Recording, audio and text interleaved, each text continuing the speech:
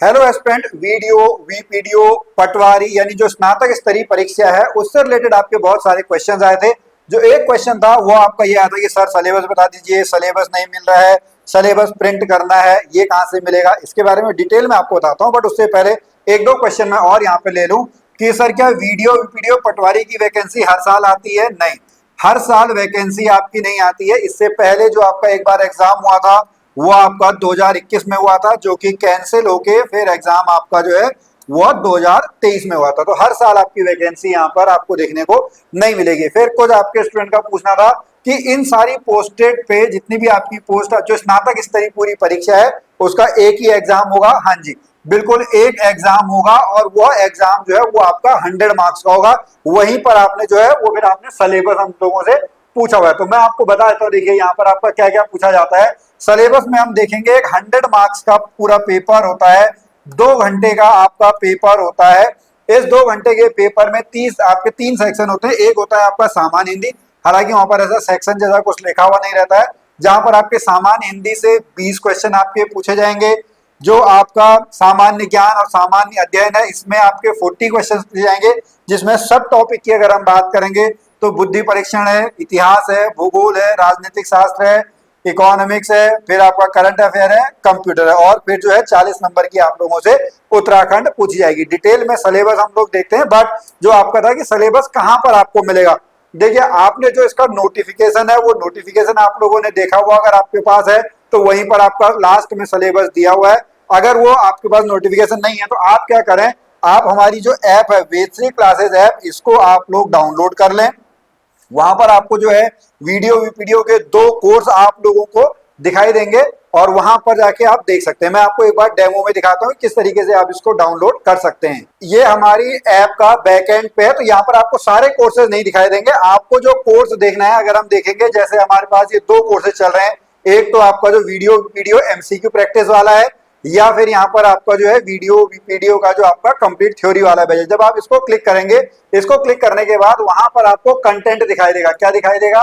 Content जो है content दिखाई देगा। कंटेंट के बाद आप आएंगे कहां पर, जो अबाउट द कोर्स वाला है। अबाउट द कोर्स पे जब आप यहाँ पर क्लिक करेंगे तो आपको नीचे यहाँ पर जो है एक पीडीएफ फाइल दिखाई देगी। ये पीडीएफ फाइल आप लोगों के लिए क्या है, ये डाउनलोडेबल है, इसका कोई भी फीस नहीं है, ये सब आप अपने डाउनलोड कर सकते हैं। ये पूरा का पूरा नोटिफिकेशन है, और ये जो है यहाँ पर आपका सिलेबस है, आप इसका प्रिंट जो है वो निकाल सकते हैं। अब मैं यहाँ पर आपको जो सिलेबस है डिटेल में सिलेबस दिखा देता हूँ।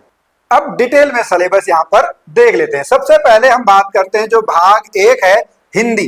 कौन सा है? हिंदी आपका है। हिंदी कितने मार्क्स की पूछी जाती है? 20 मार्क्स की पूछी जाती है।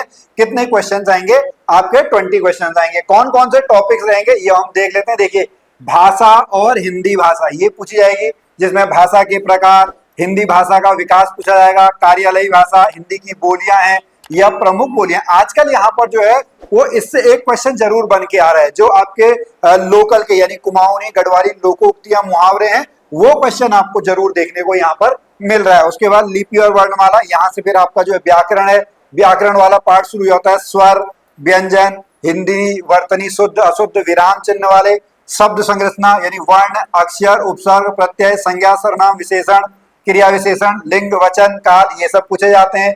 फिर आपका जो अगला टॉपिक है वो है आपका शब्द भंडार में, जिसमें तत्सम, तद्भव, देशज, विदेशी, विलोद, पर्यायवाची, एकार्थी, अनेकार्थी ये पूछे जाते हैं। फिर संधि से पूछा जाता है। संधि में आप देखेंगे केवल स्वर संधि और व्यंजन संधि आपसे पूछी जाती है। विसर्ग संधि यहाँ पर आपके सिलेबस में लिखी नहीं है, लेकिन आप उसको पढ़ जरूर सकते हैं। फिर वाक्य परिचय में वाक्य के प्रकार या वाक्य शुद्धि, एक क्वेश्चन इससे भी आता है। आपको क्वेश्चन में दे देंगे 4 वाक्य दे देंगे, बताएंगे को भैया कौन सा शुद्ध है कौन सा अशुद्ध है। फिर अलंकार आपसे पूछेंगे, मुहावरे, लोकोक्तियां आपसे पूछा जाएगा। फिर ये तो व्याकरण वाला पार्ट हो गया। उसके बाद ये जो 2-3 टॉपिक हैं ये पत्र लेखन से रिलेटेड है। फिर ये हिंदी टाइपिंग से रिलेटेड है। पहले यहाँ पर जो है इससे ज्यादा क्वेश्चन आते थे, बट अभी पिछले कुछ समय से कम क्वेश्चन आते हैं। 1-2 क्वेश्चन आपके जो है पत्रकारिता से भी आपको देखने को मिलते हैं। फिर उसके बाद जो है वहां पर साहित्य से रिलेटेड है, जिसमें आपके दोनों है, गद्य और पद्य। यहाँ पर आपको क्या करना है, यहाँ पर जो पुस्तक है और उसके जो लेखक है ये आपको यहाँ पे याद करना है, या जो कहानीकार है, कविता कवि हैं, वो आपको याद करना है। या फिर यहाँ पर आपको जो उनको रिलेटेड अभी पुरस्कार मिले हुए हैं, रिसेंट के भी आप पुरस्कार पढ़ सकते हैं।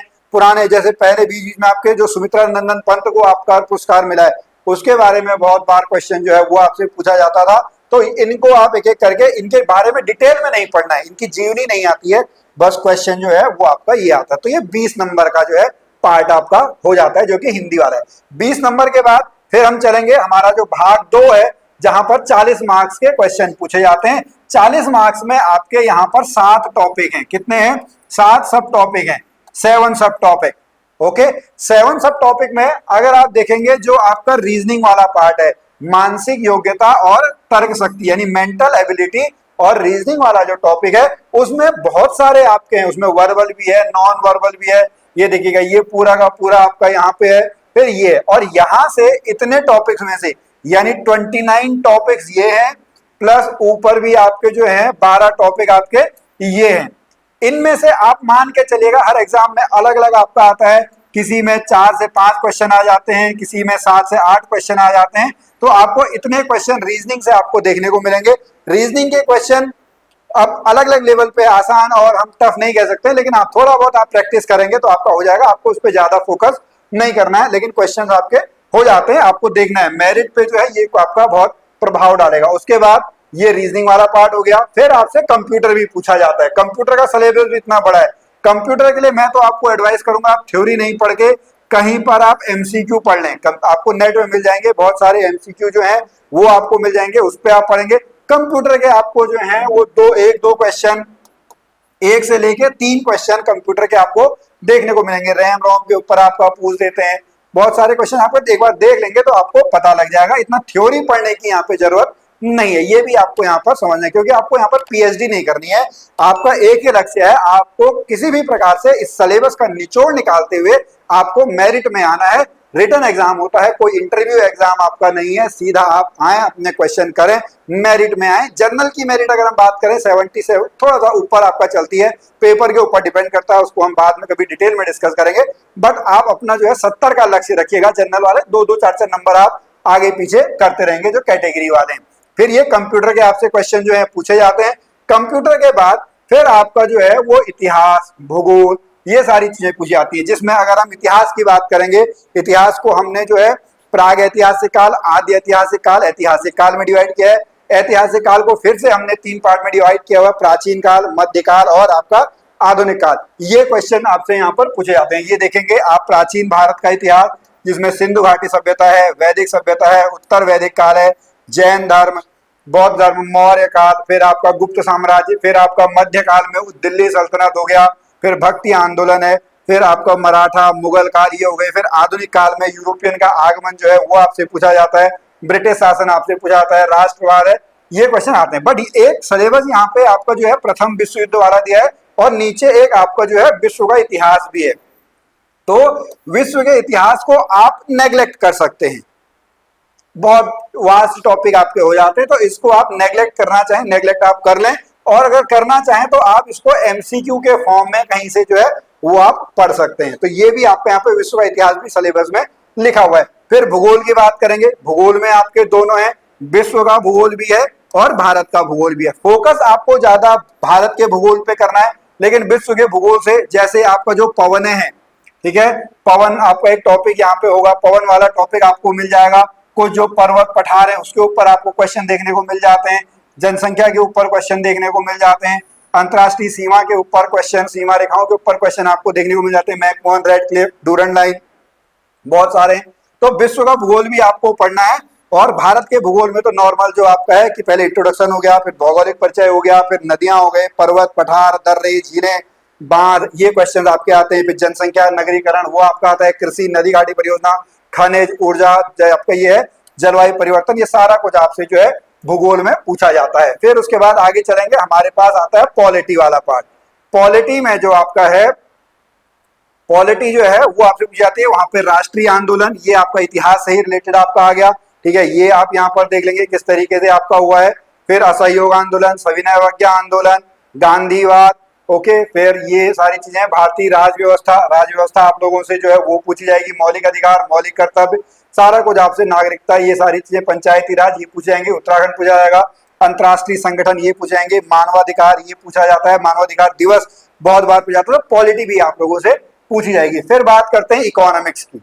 ओके, इकोनॉमिक्स में अगर देखेंगे तो इकोनॉमिक्स से क्वेश्चन थोड़ा सा आपके जो हैं वो कम बन के आते हैं, और इसमें सामान्य तो आप देखेंगे करंट अफेयर में आपका डाल देते हैं। जैसे बजट के ऊपर आपका क्वेश्चन आता है, अभी जैसे ब्रिक्स का सम्मेलन हुआ है वो यहाँ से आपका आ सकता है, कोई रेपो दर का आपके बारे में पूछ सकते हैं, या बेसिक फंडामेंटल जो इकोनॉमिक्स के आपके होते हैं वो आप लोगों से यहाँ पर पूछे जाते हैं। इकोनॉमिक्स भी आपकी पूछी जाएगी।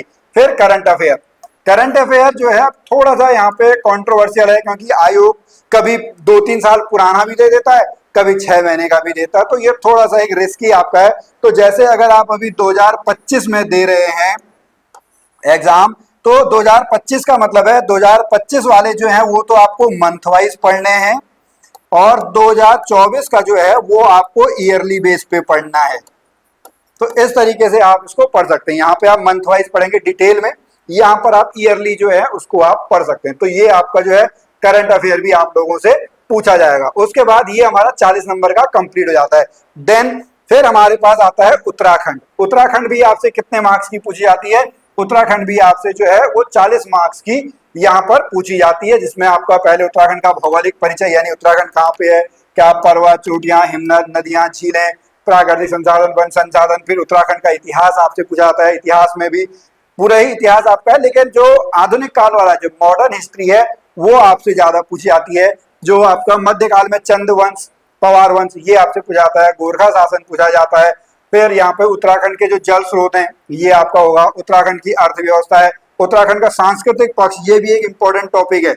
यहाँ कल्चर से भी रिलेटेड आपके जो है वो आते हैं, जहाँ पे बोली, आभूषण क्वेश्चन जरूर आपके बन के आते हैं, लोकगीत उसके ऊपर आपका आता है। फिर उत्तराखंड की जो आपका पॉलिटी है वो आप लोगों से पूछ जाएगी। उत्तराखंड में शिक्षक संस्थान है, पर्यटन है, उत्तराखंड में जो इन्वायरमेंट है, पर्यावरण है, वो आपसे पूछेंगे। उत्तराखंड का करंट अफेयर है, जैव विविधता है, उत्तराखंड की जनगणना के ऊपर क्वेश्चन जो है वो आपके बन गया। तो इस तरीके से पूरा का पूरा जो आपका सिलेबस है वो आप यहाँ पे देख सकते हैं। और मैंने पहले आपको बता दिया कि अगर आपके पास नहीं है नोटिफिकेशन वगैरह तो आप हमारी ऐप में जाएं, वहां पर से आप डाउनलोड कर सकते हैं। तो मैं दोबारा से बता दूं, हिंदी 20 नंबर की, इंडियन जीके जीएस पूरा सब कुछ 40 नंबर का, उत्तराखंड जीके जीएस ये आपका जो है 40 मार्क्स का पूछा जाता है। 100 मार्क्स का जो है सिलेबस यहाँ पे कंप्लीट हो गया। आपको बस पढ़ना है, आप पढ़ें। आपको कोई भी डाउट हो, कोई भी क्वेरी हो तो आप हमको निश्चित तौर पे कमेंट में बता सकते हैं। हम जरूर इस तरीके की आपकी वीडियो लाते रहेंगे, क्योंकि हमारा एक लक्ष्य है कि किसी तरीके से सन 2025 में आपकी सरकारी नौकरी लगे।